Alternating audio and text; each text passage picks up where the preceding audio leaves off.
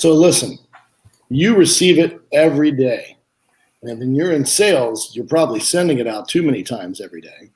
And what today we're going to discuss email marketing, right? So love it or hate it, it happens to you, it happens to me, it happens to everybody.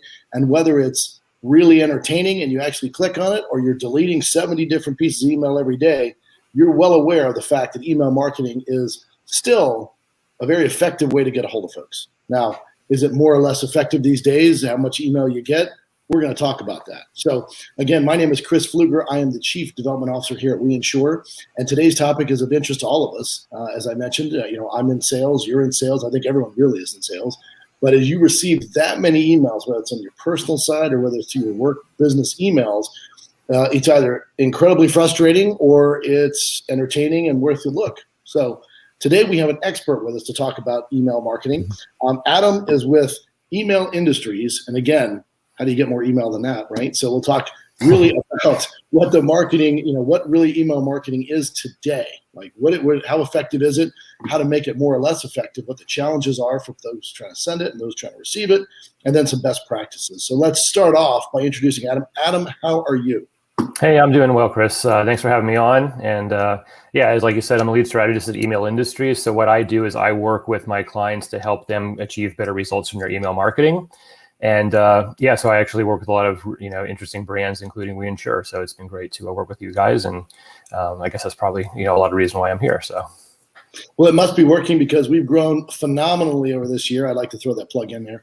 We're now in 25 states in the last 15, 16 months, and we have over 50 new franchisees just this year. So we are growing very, very rapidly, and we're very excited about it. We still have the rest of the year to go, so I don't like to count my chickens, but things are going well. But again, we use a lot of different avenues to talk to folks, and email is a primary for most of us. So tell us a little bit from your perspective about some of the best practices in email marketing. Sure. Yeah. So, a couple of things that I work on with my clients being a strategist is, really just trying to maximize the value of your email campaigns. And really where you start is by having a goal. And, it sounds really simple and really basic, but you'd be surprised if you look at your inbox, how many emails you get that you're not quite sure what you're supposed to be doing with them or what the intent was or why you're receiving it. So I always kind of make my clients, think about, begin with the end in mind. What do you want to achieve? And kind of work your way backwards, and then have a goal for your campaign. Also make it, measurable and trackable so you can understand your success metrics. A couple other things to think about too when you're sending your emails is you really think about, your audience and the recipients and what do they want to receive? What did they sign up for? Are you delivering on your promise of what you promised them when you captured their address, and, are your emails relevant to what their needs are? So really think about them, understand who they are. A good exercise to do is actually go into your database, just pull out a couple of records, find these people on LinkedIn and find their Twitter feeds or whatever else, or, whatever you can find on them, and just try to use that as a persona or something and to understand who these people are, what challenges they might be facing. And when you put a face to it, it kind of gives you a different perspective on your email. Another thing that I always work on a lot right now is around data, and data is huge. People have to understand that, the key to your success really is in your database. And, your email marketing efforts are only as good as the leads that you're sending to, and the customers and the prospects and whatever else is in your database. So one of the things that I'm really, that I'm a proponent of is always collecting data. So I always tell everybody ABCD, always be collecting data. And you should really be doing as much as you can to be collecting data throughout the entire process, not just on your website, but events, webinars, print materials, anything you're doing, put it in your email signature, put it on your business cards, anything you can do to make a connection that you can then use to have that person become a lead, a prospect, a customer eventually. You want to get them into your marketing mix and be able to work with them. So capturing data is a huge part of being a proficient email marketer. And then a couple other things to think about too, one of the challenges that I think a lot of people have is when they're sending emails, they really just think about the email message. And, as an email marketer, it's kind of easy to get wrapped up in the fact that, you got to create this beautiful message and things like that. But you have to be thinking really about the 3-step process of email. Email lands in your inbox. There's a subject line and a from name, and you have to open it in order to even see the message. And then when you see the message, there needs to be something actionable to make you click through. And then typically they'll go to a website or a landing page, and that needs to convert. So we typically think of that middle process, right? Just the email itself, but you really have to be thinking about the entire 3-step process, inbox to message to website. Because if you're not bringing them through that the entire way, any one of those can be where the issues are being experienced. And if it's weak in any of those areas, the overall campaign suffers. So think about, will I open this message? Will I click on this message? And if I click through, can I convert on this message how it's intended to convert? So those are good, good points. I think that, people just need to start thinking about a little bit more from a marketing standpoint, putting themselves in the shoes of their recipients and kind of making sure it's effective throughout the entire process. Adam, you brought up a few good points there, and one of them was, people aren't really thinking of the intent, right, of what they're going to do. They're just saying, well, I've got this together, I'm going to slap something together and send it out and hope I get some responses. And you see that a lot even in physical mail marketing, right? People just put something together and say, I'm going to send out 10,000 pieces and hope I get, 1 or 2 people to respond is, I would consider a little lazy, but it also is really brute force, right? It's really a waste of everybody's effort. So it's, to me, what we've always tried to do is keep the numbers that we're trying to contact much smaller and much more relevant to what we're doing and be much more engaging to that one person rather than say, I'm going to hit 1,000, hope for 1. I'd rather hit 10 and hope for 2, right? And really engage with those folks. I absolutely agree. And this is kind of like one of the things that I think marketers are getting better about. Over time, we've seen email go from a batch and blast mentality where you create one message, send it to everybody. Whereas now, I'm working with a lot of my clients on segmentation and personalization and really increasing the relevance of communications. And the things you can do now technically really allow for that, the merging of data and things like that, creating, multiple tests of things to see what works best. These are things that marketers can do to create that higher relevance in their email campaigns and create more personalization in them.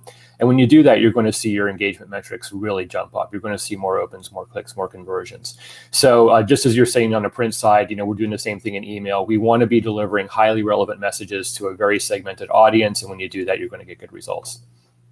And I think that just makes sense. The other part about email marketing to me is, you mentioned it before, is really have a goal and a plan, but I look at it as part of a larger scale contact, strategy, right? So I'm just not going to email the person and say, boy, if I email them 16 times, I'm hoping they're going to respond this one.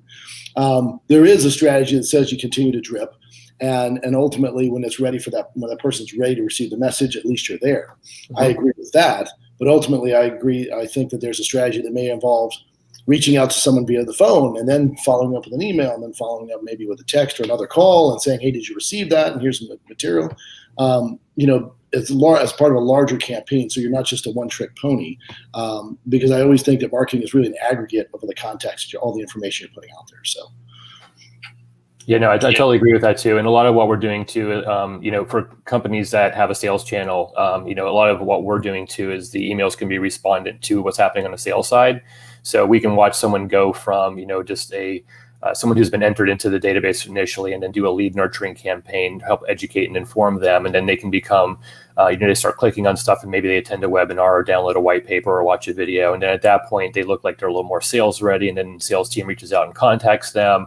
And then at that point, they might be, ready to become a customer. But if not, we can also get them into like a more deeper level nurturing campaign too, to get them even more informed and educated about whatever they're interested in, something product specific or service specific. And when you get to that point, that's when things are working, right? When you can kind of bring them through that entire funnel process and do some of it via email, some of it via more traditional methods, some of it via social media, whatever makes sense. But that really works pretty well, and email can play a good role in that process too. Brings up a question for you. You mentioned video as part of the overall process. How do you feel about having animated components to an email? Oh, I love them. I actually am a big, advocate for using animated GIFs and actual video in your email. Now, you can't actually put a video in an email unless you're in very specific circumstances, but you can link to it. You have the thumbnail in the video. People will then click it and go to, the website, YouTube, Vimeo, whatever it might be. But you can do animated GIFs that look video-like. So for short periods of content, that creates a really, a nice visual engaging thing in your email. And when you do that, people respond positively. But if you are going to try to promote some video, make sure your subject line also says video, because when you do that, people like video. And so you're going to get higher open rates if you put video in the subject line. So a little trick there for anyone who's sharing videos via email. Well, that's a great tip. I mean, I would never have thought about putting it there, but a lot of people do like to see it. And if it does run up on the screen, they do know it's in there. They will click on it because they do want to see it, assuming we're not sending them a 15-minute email. I mean, right. Email, right? Yeah, so it's got to be something relevant, but short and effective. Mm-hmm. Yep. So that's great. So tell us a little bit of it. Obviously, we get a ton of emails, right? Mm-hmm. You and I get a ton of emails. Everybody gets a ton of emails. But, one of the complaints you hear from everybody is I have to delete all the stuff. I have to get to the relevant information. Or some of these, guys are saying I get 300 emails a day, right? They're likely to miss important emails as they go through the process. Even if they were interested, they may be too busy at that point. So what are some of the top challenges that you see and you recommend, how to get around those? Yeah, the biggest challenge I see for most businesses is just having enough, highly relevant content in their messages, or being able to create that amount of really good content. When you're sending emails, you're hoping that what you're delivering is going to be impactful and it's going to be relevant and it's going to be important to the recipient, right? And I always say too, one of the things that I share with my clients, think about the 3 saves: save time, save money, save resources. If you can do any of those in your email message, it's probably going to be valuable. So consider that when you're creating content, but also try to get content around things that are going to be of interest to the recipient. And in order to do that, some tricks and things that I like to do is, talk to your sales team, see what challenges they have, what questions they're being asked, talk to the people in support, see what their biggest issues are. Because if a lot of people are asking the same things and asking the same questions, that's probably a good piece of content to include in your email messages. And if you kind of don't really have that, check your analytics and check your website stats, see what pages on your website are most popular, see what people are most interested in. And if you don't even have that, then you can also just try to do something that's trending right now. Go to Google Trends or whatever and look and see what a cool new thing is happening and see if you can put some content around that, because you can maybe spin that in a way that works for your business and draw some relevance on something that's timely, and that will also help with engagement. So just creating really good content is a big challenge for marketers. And there's also the challenge of the internal approval processes and things like that. But do what you can do to streamline that as much as possible. And I've found that a lot of times things seem like they're a really big challenge at first, but then once you undertake them and make the changes you need to make to streamline and become more efficient and have your approval process set up and your data management process set up and your sales, to marketing process set up, that can really reap efficiencies long term. So a lot of people are too I don't want to say scared, but they're not, they think it's going to be too daunting of a task to tackle some of these bigger problems. But when they do, and then they realize the efficiencies from it, it can just be a game changer for them internally. So really, do what you can to optimize your process too, and that'll help long term. Love it. Love it. Well, the final point I know we talked about, you and I off camera, of course, was, Apple has some changes coming out in the fall that's going to affect a lot of folks out there. So can you tell us a little bit about the iOS changes that are coming up in the future? Yeah, so the email industry has been pretty much non-disrupted for probably over a decade now. No big changes. We've been getting better as marketers. Recipients kind of know what to expect now, but it hasn't been a game changer in a while. But this is going to be potentially a game changer. iOS 15 is coming out sometime this fall. The exact date hasn't been announced yet as of this recording, so we're thinking September, October, somewhere in there. What Apple is going to do is they're going to change the way that emails are delivered to their devices. And instead of it just being, point A to point B, there's going to be kind of an in-between proxy server and things like this, where they're going to collect all this, and then the recipients will go to get the information from there to pull into their inbox. What this means is that everybody's going to be pulling from the same place. So you're not going to be able to do things like get accurate open rates and open metrics. You're not going to be able to do real-time content, such as like countdown clocks and things like that in your emails. So some of these kind of things are going to have to shift in the way that we use them as marketers. On the recipient side, you're probably not going to notice too many changes. But from a marketing standpoint, anything that we're using opens for and to be able to make decisions based on opens, that's going to be changed. So for me, a lot of this is things like re-engagement campaigns. Like I want to try to keep people engaged, and if they've gone away for a while and not opened a bunch of emails, I'm going to hit them up and say, hey, we miss you. Can you, let us know if you're still interested? But a lot of those things will happen based on opens. And so I'll look and see if someone's opened it. And if they're opening our emails, then I'll kind of consider them as being engaged again. But if they're not, then I'm going to continue to, go after them until they, or wipe them out if they're, if we talk to them a bunch of times and they haven't responded. So anyway, so that's going to be a game changer. So if anyone out there is, worried about that, definitely look into it. Plan to change anything that relies on open metrics and set yourself up to make sure that you're going to be able to deal with these changes when they happen in the fall. Well, that's exactly what we have these We Wonders, right? To find those things, make sure people are prepared. And again, all of us use email every day, so it's good to know. Even as a recipient, if I have an Apple product, which obviously I do, and my email shows up over here and shows up here differently, then I'm going to have to figure out what the heck's going on if I logged in directly into my service. So great information. Adam, I certainly appreciate it. And again, we're scrolling some information on the bottom. If you have any questions or you want to engage Adam at Email Industries, you certainly can. There's his email across the bottom. And Adam, thank you very much for joining us today and enlightening us a little bit on what's going on in today's market. Absolutely. Thanks for having me. All right. Have a great day.